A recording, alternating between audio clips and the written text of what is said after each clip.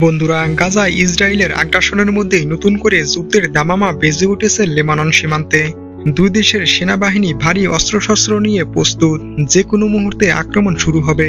রাত হলে ইসরায়েল ও হিজবুল্লাহর হামলা এবং পাল্টা হামলায় কেঁপে ওঠে লেবানন সীমান্ত। হিজবুল্লাহর মুহুর্মুহুর হামলায় টিকতে না পেরে লেবানন সীমান্ত থেকে 60,000 বাসিন্দাকে সরিয়ে নিয়েছে ইসরায়েল। এই শহরের এক বাসিন্দা জানান, যখন হিজবুল্লাহর ক্ষেপণাস্ত্র হামলা চালায় তখন তিনি ভয়ে রীতিমতো কাঁপতে থাকেন। ওই শহরে বসবাস করা আরও এক ব্যক্তি জানান, প্রতি রাতে তার বাড়ির আঙ্গিনায় হিজবুল্লাহর গোলা বারুদ আঘাত হানে, যার ফলে তার বাড়ির বেশ কিছু জায়গায় ফাটল ধরেছে। মাত্র 50 মিনিটের মধ্যে 265টি রকেট হামলা এবং 30 মিনিটের মধ্যে 4টি ইসরায়েলি সামরিক ঘাঁটি উড়িয়ে দিয়েছে হিজবুল্লাহ। উত্তর সীমান্তে ইসরায়েলের জন্য পরিস্থিতি অত্যন্ত কঠিন। ইসরায়েলের যুদ্ধকালীন মন্ত্রিসভার কিছু সদস্য জরুরিভাবে গতকাল যুক্তরাষ্ট্রে সফর করেছেন এবং তারা যুক্তরাষ্ট্রের কাছে অনুমতি চেয়েছেন লেবাননের বিরুদ্ধে যুদ্ধ করার জন্য, এবং আমেরিকা তাদের চূড়ান্ত অনুমতি দিয়েছেন লেবাননের বিরুদ্ধে যুদ্ধ শুরু করার জন্য, এবং আমেরিকা ইসরায়েলকে যে কোনো সাহায্য দিতেও প্রস্তুত। এই তথ্য নিশ্চিত করেছে মার্কিন সংবাদ মাধ্যম CNN। যেহেতু আমেরিকা অনুমতি দিয়েছেন, তাই যে কোনো মুহূর্তে উত্তর সীমান্ত দিয়ে আক্রমণ শুরু করবে ইসরায়েল। কিন্তু সবচেয়ে বড় খবর হলো, আমেরিকার এই সিদ্ধান্তের বিরুদ্ধে বাধা হয়ে দাঁড়িয়েছে ফ্রান্স। কেননা ফ্রান্সের পক্ষ থেকে ঘোষণা দেওয়া হয়েছে, ইসরায়েল যদি উত্তর সীমান্ত দিয়ে লেবাননে আক্রমণ করে তাহলে দক্ষিণ সীমান্তে ফ্রান্স সেনা মোতায়েন করবে এবং ইসরায়েলের বিরুদ্ধে তার সেনাবাহিনীকে দাঁড় করাবে।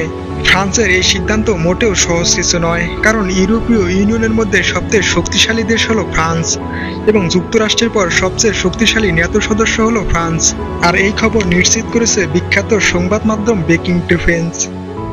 ইসরায়েল ও লেবাননের সশস্ত্র গোষ্ঠী হিজবুল্লাহর পাল্টাপাল্টি হুমকির পর জাতিসংঘের মহাসচিব অ্যান্তোনিও গুতেরেস বলেছেন, যদি ইসরায়েল ও হিজবুল্লাহর মধ্যে সর্বাত্মক যুদ্ধ শুরু হয় তাহলে সেটা হবে পৃথিবীর জন্য আরও একটি বিপর্যয়। তবে প্রায় প্রতিদিনই হামলার আতঙ্কে থাকেন ইসরায়েলি সীমান্তের এমন এক বাসিন্দা ডেভিড কামারিতের মতে, দুই পক্ষের মধ্যে সর্বাত্মক একটি যুদ্ধই হতে পারে এর সমাধান। ডেভিড কামারি লেবানন সীমান্তবর্তী ইসরায়েলের ছোট্ট শহর কিরাইট শামোনার বাসিন্দা। গত মাসে লেবানন থেকে ছোড়া হিজবুল্লাহর একটি রকেট গিয়ে আঘাত হানে তার বাড়িতে। রকেটের আঘাতে ক্ষতিগ্রস্ত এবং ধ্বংস হয়ে যায় তার বাড়ি। ডেভিড কামারি বলেন, দিনরাত সর্বদা বোমার আতঙ্ক, এটা এক বড় সমস্যা। আমার জন্ম এখানে, আপনি যদি এখানে এক রাত থাকেন তাহলে হিজবুল্লাহর ক্ষেপণাস্ত্রের ভয়ে আপনি পাগল হয়ে যাবেন। গত বছরের 7 অক্টোবর ইসরায়েলে হামলা চালায় ফিলিস্তিনের গাজা উপত্যকার শাসক গোষ্ঠী হামাস। এরপর থেকে গাজায় নির্বিচারে হামলা চালাচ্ছে ইসরায়েল বাহিনী। গাজা এই হামলার প্রতিবাদে ইসরায়েলে নিয়মিত রকেট হামলা চালাচ্ছে হিজবুল্লাহ। এই পরিস্থিতিতে কিরিয়াত শামোনা শহরের অধিকাংশ বাসিন্দাকে নিরাপদে সরিয়ে নেওয়া হয়েছে, কিন্তু ডেভিড কামারি তার বাড়িতে আছেন। কামারি বলেন, আমি 71 বছর ধরে এখানে আছি, কোথাও যাব না। আমি সেনাবাহিনীতে ছিলাম, আমি ভীত নই। তার মতে হিজবুল্লাহের সঙ্গে একটি সর্বাত্মক যুদ্ধই এই সংঘাতের সমাধান হবে। চলতি মাস থেকে ব্যাপক পরিসরে ড্রোন ও ক্ষেপণাস্ত্র হামলা শুরু করেছে হিজবুল্লাহ। এর মধ্য দিয়ে দুই পক্ষের মধ্যে সংঘাতের মাত্রা আরও বাড়ার ঝুঁকি তৈরি হয়েছে। চলতি মাসে হিজবুল্লাহর ড্রোন থেকে তোলা বেশ কিছু ভিডিও চিত্র প্রকাশ করেছে। এসব ভিডিও চিত্র ইসরায়েলের হাইফা বন্দরের ইসরায়েলি বাহিনীর একাধিক সামরিক স্থাপনার পাশাপাশি বেসামরিক বিভিন্ন অবকাঠামো দেখা গেছে। দুই পক্ষ একটি সর্বাত্মক যুদ্ধে জড়াতে চাইছে। এর বড় কারণ হলো পাল্টাপাল্টি হামলা দিন দিন বেড়ে চলেছে। ইতিমধ্যেই সীমান্তবর্তী এলাকা থেকে 60,000-এরও বেশি ইসরায়েলিকে সরিয়ে নেওয়া হয়েছে। এছাড়া ইসরায়েলের নেতারা ও জনগণও বড় ধরনের সামরিক অভিযান চালিয়ে হিজবুল্লাহকে পিছনে হটানোর পক্ষে রায় দিয়েছেন। কিরিয়াত শামোনার মেয়রের কার্যালয়ের অদূরে একটি হিজবুল্লাহর রকেট আঘাত হানে। মেয়র বলেন, এখানে থাকা মানে কষায়ের মুখে বেড়া হয়ে বসে থাকা এবং অপেক্ষা করা। হিজবুল্লাহ হামাসের মতো একদিন এখানে এসে হামলা চালিয়ে আমাদের সবাইকে মেরে ফেলবে। লেবানন সীমান্তে বিপজ্জনক এই অচল অবস্থা মূলত নির্ভর করছে দক্ষিণে 100 মাইল দূরে গাজায় ইসরায়েলের চলমান যুদ্ধের উপর। একটি যুদ্ধবিরতি হলে উত্তরের উত্তেজনা প্রশমনে সহায়ক হবে, কিন্তু ইসরায়েলি প্রধানমন্ত্রী বেনিয়ামিন নেতানিয়াহু চান দুই দিকেই সংঘাত অব্যাহত থাক।